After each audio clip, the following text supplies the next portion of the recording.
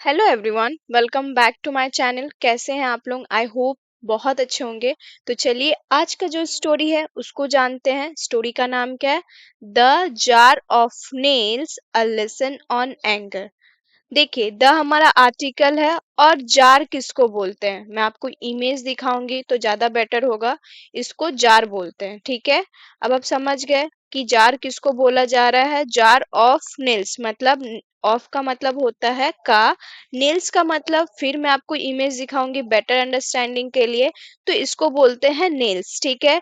तो आप समझ रहे हैं, ये शीशे का जो डब्बा है, ठीक है, जार है, उसका नेल्स मतलब वो भरा हुआ है, ठीक है। उसके अंदर है जो भी आप गेस कर सकते हैं। नेल्स मीन्स आप देख गए कि इसको नेल्स बोलते हैं। तो वो नेल्स का वो जार था, ठीक है। A lesson on anger.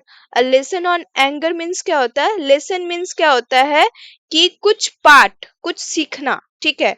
मतलब बोलते हैं ना आज ये लेसन सीखे, मतलब ये पार्ट सीखे। लेसन का मतलब क्या होता है? पार्ट, ठीक है। और हमारा एक होता है, एक पार्ट, ठीक है। ऑन, ऑन मीन्स क्या होता है? पर। और क्या होता है? एंगर, एंगर मीन्स क्या होता है? क्रोध, ठीक है। तो अब आपको समझ में आ रहा है कि एक जार है जिसके अंदर क्या है? नेल्स है। और उसके बाद क्या है कि एक पार्ट है जो क्रोध का है, ठीक है। लेकिन ये क्रोध पर एक पार्ट, इसका ये एक मीनिंग है। लेकिन अब इसको कनेक्ट क्यों कर रहा है? जार ऑफ नेल्स क्यों बोल रहा है? तो इंटरेस्टिंग है काफी हद तक स्टोरी, पढ़ते हैं। Once There was a short-tempered boy named Aman. अब इसको समझिए। वंस मीन्स क्या होता है? एक बार, ठीक है। वंस मीन्स होता है एक बार। मैं आज लिख नहीं रही हूँ, बस आपको ऐसे ही समझाऊंगी, बट हाँ कुछ कुछ चीजें मैं लिखूंगी जो फॉर बेटर अंडरस्टैंडिंग। वंस, अब ये देखिए रिपीटेड वर्ड है ये सारे, जो नया नया वर्ड्स रहेगा मैं जरूर लिखूंगी, ठीक है। वंस मीन्स एक बार। There was a short tempered boy named Aman. तो देयर हमारा क्या है? सब्जेक्ट है। लेकिन यहाँ क्या हुआ है? सब्जेक्ट यूज हुआ है क्योंकि सब्जेक्ट था नहीं। अब देयर का मतलब यूजुअली क्या होता है? यह, है ना। लेकिन यहाँ ऐसा कोई मीनिंग नहीं है कि यहाँ यह आता। कुछ ऐसा था कि सब्जेक्ट नहीं मिल रहा था। अब सब्जेक्ट नहीं मिलने से हम इट और देयर का यूज करते हैं, ये आपको पता है, मैं आगे भी आपको मेंशन क्यों बताई हूँ। तो यहाँ देयर का मीनिंग कुछ नहीं है, ठीक है, but there is a subject use हुआ है। was मीन्स क्या होता है? था, ठीक है। एक short tempered, short tempered means क्या होता है? शॉर्ट टेम्पर्ड मीन्स होता है गुस्सेल, ठीक है। मतलब बहुत ज्यादा चिड़चिड़ा पर्सन, गुस्सेल, गुस्सा करने वाला। तो उसको शॉर्ट टेम्पर्ड बोलते हैं। मतलब हर बात पे जो तुरंत में गुस्सा हो जाता है तो उसको गुस्सेल बोलते हैं, ठीक है। शॉर्ट टेम्पर्ड बॉय लड़का था। नेम क्या था? अमन। नाम क्या था? अमन, ठीक है। He would get angry over small things and often hurt people with his words. अब आपको समझ में आ रहा है क्या बोलने का प्रयास हो रहा है यहाँ? ही कौन है? अमन ही है। ही वुड मतलब वो क्या हो जाता था? वो हो जाता था। वुड मीन्स जाता था, ठीक है। ये हमारा पास्ट है जिसका मतलब है जाता था, ठीक है। क्या जाता था? वो जाता था। गेट मतलब हो, ठीक है। क्या? एंग्री, एंग्री मीन्स क्या होता है? गुस्सा, ठीक है। गुस्सा हो जाता था किस पे? ओवर, ओवर मीन्स क्या होता है? पर। ओवर मीन्स क्या होता है? पर। कहाँ? कहाँ पर? स्मॉल मतलब छोटे चीजों पर। स्मॉल थिंग्स मतलब छोटे चीजों पर। एंड ऑफन और अक्सर। ऑफन मीन्स क्या होता है? अक्सर। हर्ट, हर्ट मीन्स क्या होता है? किसी को चोट पहुंचाना। मतलब वो अमन जो था ना, वो बहुत जल्दी छोटे चीजों पर गुस्सा हो जाता था और अपनी बातों से, ठीक है। Often hurt people with his words मतलब वो अक्सर लोगों को हर्ट करता था, मतलब चोट पहुंचाता था। विथ किसके साथ? अपने बातों से। वर्ड्स मीन्स अपने शब्दों से, ठीक है। His father gave him a big of nails and a hammer and told him. अब देखिए, हीज फादर मतलब उसके फादर, किसके? अमन के फादर। गिव, गिव मीन्स दिया। गिव मीन्स यूजुअली क्या होता है? देना होता है। लेकिन ये पास्ट फॉर्म है जो ऑलरेडी दे चुके। हिज फादर गेव मतलब दे दिए। हिम मीन्स अमन को अ बैग मीन्स मतलब थैला। ठीक है, अ बैग मीन्स एक थैला किसका, ऑफ नेल्स मतलब नेल्स का। आपको नेल्स दिखाई इसका। ठीक है, अब बताइए नेल्स का देने के बाद एंड अ हमर। नेल्स में हमर किसको बोलते हैं? हमर का मतलब होता है हथौड़ा।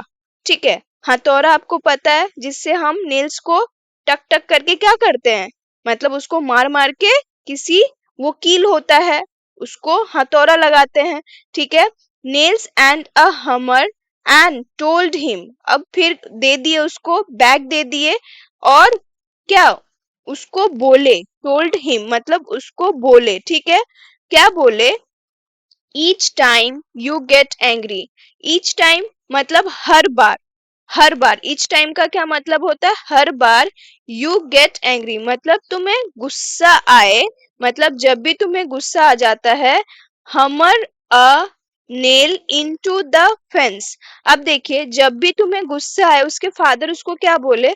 जब भी तुम्हें गुस्सा आए तुम एक काम करना, हमर और नेल्स लेना। ठीक है, उसको क्या करना, एक फेंस के ऊपर करना। फेंस किसको बोलते हैं? देखिए ये जो हमारा घर है, ठीक है, ये मान लेते हैं हमारा घर है, लेकिन चारों तरफ जो दीवार बन के हम लोग लगा के रखते हैं कि कोई चोर ना आ जाए, एक सेफ्टी मेंटेन रहे, तो इसको फेंस बोलते हैं। ये जो दीवार है ना, ठीक है, इसको फेंस बोलते हैं। और कोई डिजाइन के लिए भी रखता है कि सुंदर लगे, हमारा घर एकदम परफेक्ट हो, है ना। और जितना हमारा लैंड है उसके अकॉर्डिंग ये एक क्या है, बॉर्डर भी होता है। तो इसको इंग्लिश में फेंस बोलते हैं। ठीक है ना, ज्यादा हद तक इंटरेस्टिंग। तो अब आप बहुत कुछ सीख रहे हैं by word and image as well. तो ईच डे जब भी आपको गुस्सा है तो यहाँ क्या है, एक हमर लेना, हथौड़ा लेना और कील लेना, फिर उसके ऊपर क्या करना, ठोकना। ठीक है, यही मतलब है। मतलब उस कील को क्या करना, उसको ठोक देना। किसके ऊपर? फेंस के ऊपर। द फर्स्ट डे अमन हमर 30 नील्स। अब देखिए कि फर्स्ट डे जैसे उसके फादर दिए ना, तो यहाँ क्या हुआ कि पहला दिन अमन को, क्योंकि देखिए अमन को तो छोटे छोटे बात पे गुस्सा आ जाता है, तो आप समझ रहे हैं ना कि एक दिन में उसको कितने बार गुस्सा आया, 30 बार। और 30 बार गुस्सा आने के कारण वो क्या किया, हमट क्या मतलब हथौड़ा मारा 30 नेल्स का। ठीक है, 30 बार गुस्सा आने के कारण वो मतलब एक दिन में सिंगल डे, क्योंकि फर्स्ट डे बोल रहा है। स्लोली मतलब धीरे धीरे। द नंबर रिड्यूस्ड, अब देखें द नंबर, जो पहला दिन 30 दिन था, लेकिन धीरे धीरे वो नंबर क्या हुआ, मतलब वो जो काउंट था वो रिड्यूस हो गया, मतलब कम हो जाना। ठीक है, कम हो गया, यही मीनिंग है, कम हो गया।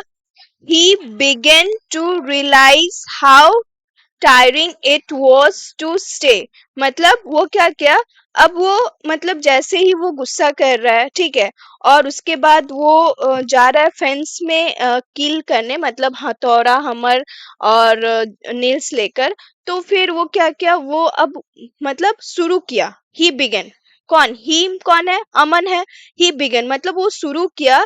टू रियलाइज मतलब उसको रियलाइज होने लगा, उसको महसूस होने लगा। ठीक है, मतलब रियलाइज मतलब क्या होता है, महसूस हो जाता है, महसूस होना। ठीक है, हाउ टायरिंग मतलब ये कितना थकाऊ है, उसको उसको एहसास होने लगा।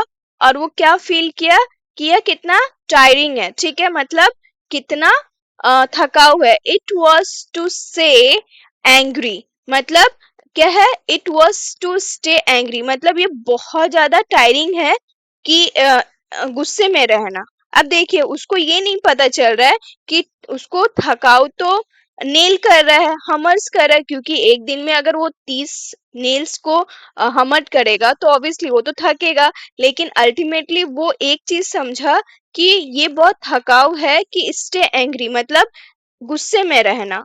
One day he didn't feel angry at all, एक दिन वह गुस्सा नहीं हुआ, वो फील ही नहीं किया एंग्री एट ऑल। ठीक है, मतलब उसको गुस्सा ही नहीं आया। ठीक है, his father smiled and said, अब उसके पापा ने मुस्कुराया और कहा।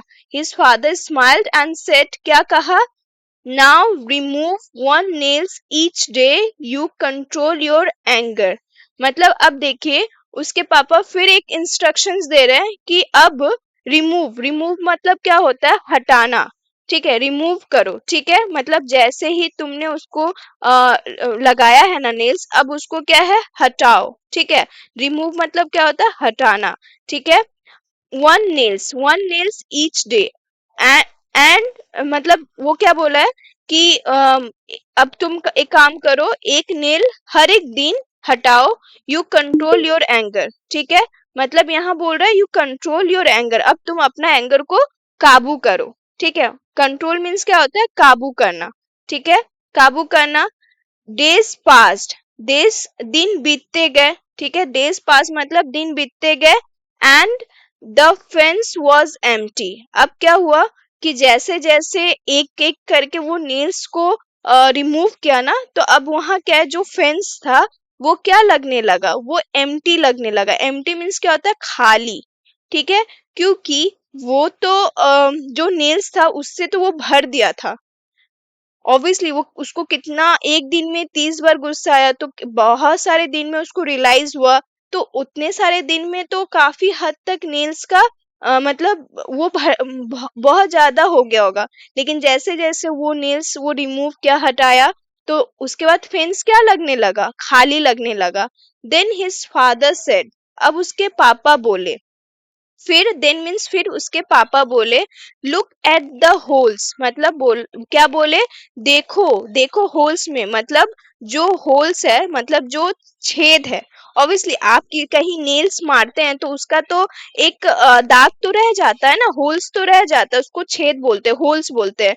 तो उसके फादर क्या बोले कि देखो, ठीक है, देखो छेदों को, ठीक है, even though the nails are gone the scars remain. अब देखिए, इवन दो का क्या मतलब है कि भले ही, इवन दो मीन्स होता है भले ही, ठीक है, भले ही, इवन दो भले ही, द नेल्स आर गॉन मतलब भले ही नेल्स गॉन हो गए, मतलब हटा दिए गए, ठीक है, क्योंकि हटा तो दिया गया ना।